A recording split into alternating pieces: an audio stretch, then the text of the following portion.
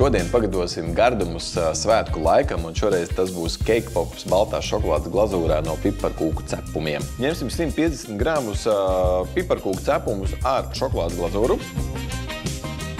Pirms pievienojam pārējās sastāvdaļas, uzliksim kausēties mums tumšo šokolādi. Pievienosim 75 gramus mascarpone sieru. Pierīvēsim miziņu no 2 apelsīniem. Laba kārtīga teikarota ingvera pulveris. Pievienojam mūsu kausēto šokolādi. Tā, šos liekam uz kādu pusstundu leduskapī sastingt. Trīfeles sastingušas, šokolādi izkausēt, atliek viņus noglazēt. Lai mūsu trīfeles izskatītos glītāk, uzrīvēsim vēl apelsīnu miziņu pa virsu. Trīfeles gatavas, liekam vēlreiz leduskapī uz kādu pusstundu.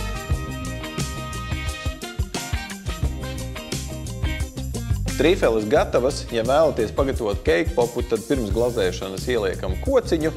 Jebkurā gadījumā ļoti eleganta un glauna svētku recepte, kuru var ātri pagatavot, ir gatava. Lai labi garšo!